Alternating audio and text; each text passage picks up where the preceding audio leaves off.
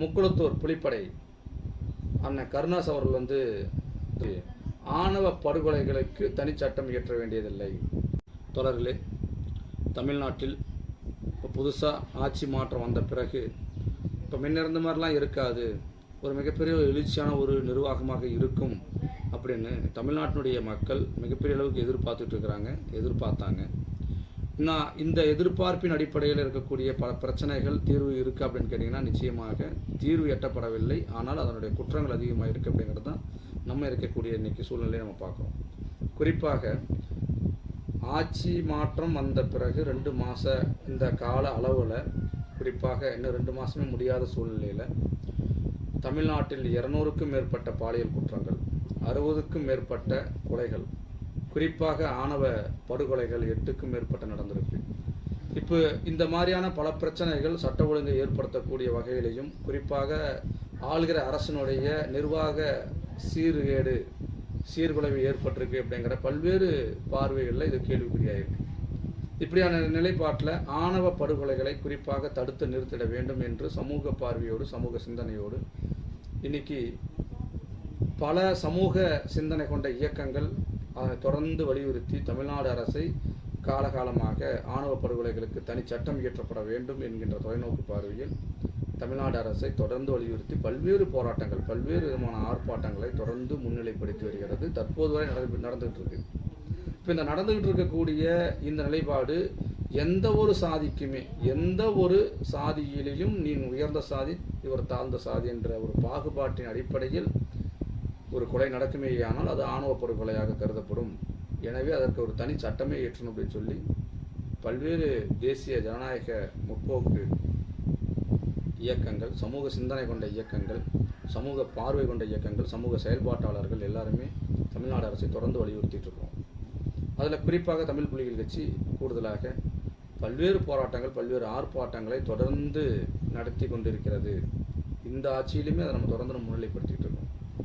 இப்படியான நிலைப்பாட்டில் இவ்வளவு அழுத்தங்களும் இவ்வளவு செயல்பாடுகளும் கொண்டு இருக்கக்கூடிய இந்த நிலைப்பாட்டில் இப்போ ரேஸ்னா இப்போ சமூக நீதி காக்க வேண்டும் என்கின்ற பார்வையில் முக்குளத்தூர் புலிப்படை அண்ணன் கருணாஸ் அவர்கள் திராவிட முன்னேற்ற கழகத்துக்கு ஆதரவு தெரிவித்தார். ஆதரவு தெரிவிக்கப்பட்ட பிறகு நான் அதாவது சாதி மதம் கடந்து செயலாற்ற வேண்டும் அப்படிங்கிற ஒரு பல்வேறு பார்வையின் அடிப்படையில் அவர் அந்த இயக்கத்தில் திராவிட முன்னேற்ற கழகத்தை ஆதரவு தெரிவிக்கிறார். ஆதரவு தெரிவித்தது மட்டும் இல்லாமல் அதனுடைய பிரதிநிதித்துவமாக அவரை அங்கீகரிக்கும் விதமாக சட்டமன்ற தேர்தலிலுமே அவருக்கு ஒரு வாய்ப்பு வழங்கப்படும் என்கின்ற பல்வேறு முக்கிய பிரதிநிதித்துவமாக அவரை பார்க்கப்பட்டது.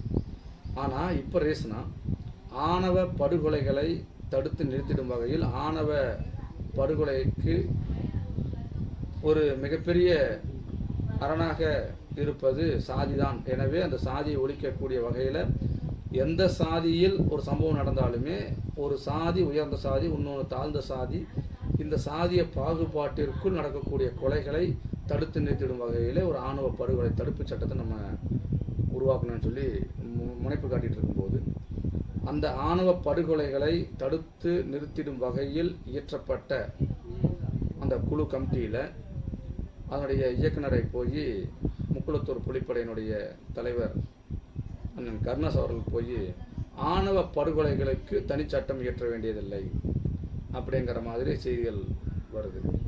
இப்போ இது எப்படி பார்க்க வேண்டியது இருக்குது அப்படின்னு கேட்டிங்கன்னா, எந்த ஆட்சி மாறினாலுமே அந்த ஆட்சிக்குள்ள ஒரு சாதிய நிலைப்பாடு உண்டு. ஒரு இயக்கத்துடைய தலைவர் ஆணவ படுகொலைக்கு தனிச்சட்டம் இயற்றக்கூடாது அல்லது அதை தடுத்து நிறுத்திட வேண்டும் அல்லது அதற்கு எதிரான ஒரு கருத்தை பதிவு பண்ணுறாரு, ஒரு மனுவை கொடுக்குறாரு. போய் ஆணவ படுகொலைகளை தடுக்கக்கூடிய அந்த கமிட்டியினுடைய இயக்குநர்கிட்ட மனுவை கொடுத்து இதை ஆணவ படுகொலைகளுக்கு எதிராக தனிச்சட்டம் இயற்றக்கூடாது, அதை தடுத்து நிறுத்த வேண்டும் அப்படிங்கிற மாதிரியான செய்திகள் என்பது சமூக நீதிக்கு மிகப்பெரிய எதிர்வினையாற்றக்கூடிய அல்லது சமூக சிந்தனை கொண்ட செயல்பாட்டாளராக கருணாஸ் அவர்கள் இப்போ ரீசனாக திராவிட முன்னேற்ற கழகத்துக்கு ஆதரவு தெரிவிக்கப்பட்டிருந்த நிலையில் அவருடைய பின்பம் ஒரு சாதியவாதியாகத்தான் இன்னைக்கு புலப்படுது. எனவே இந்த பார்வை என்பது அவருடைய பின்பத்தை மட்டுமில்லை, அவர் ஒரு சாதிய தலைவராகத்தான் இப்போ இருக்கிற சமூக தலைவராக இல்லை என்பதை தான் உறுதிப்படுத்துது. இது மிகப்பெரிய அளவிற்கு கண்டனத்திற்கு மட்டுமல்ல, கண்டனத்திற்குரியது.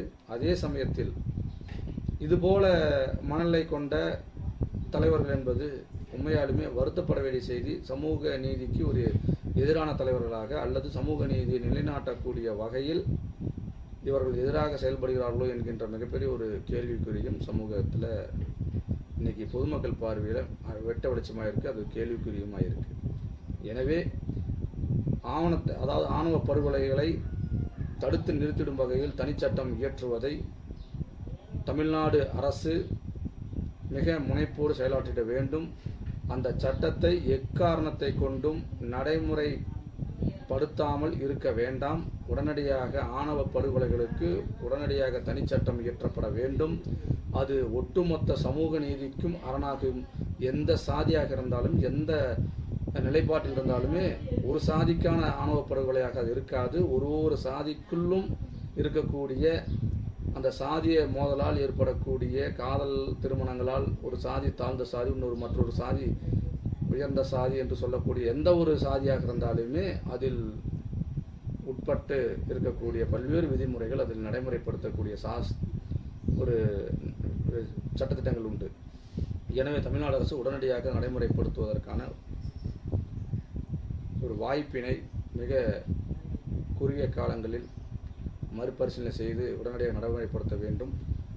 ஆணவ படுகொலைகளை தடுத்து நிறுத்திடும் வகையில் தனிச்சட்டம் இயற்றக்கூடாது என்று சொன்ன கருணாஸ் அவர்களுடைய இந்த நிலைப்பாட்டை வன்மையாக கண்டிக்கக்கூடிய நிலைப்பாடு நிச்சயம் இது தமிழ்நாடு தழுவிய அளவிற்கு ஒரு பேசுபொருளாக போய்விடும். எனவே இந்த மனுவினை தள்ளுபடி செய்ய வேண்டும் என்கின்ற ஒரு பார்வையையும் இந்த காணொலி வாயிலாக தெரிவித்துக் கொள்கிறேன். நன்றி, வணக்கம்.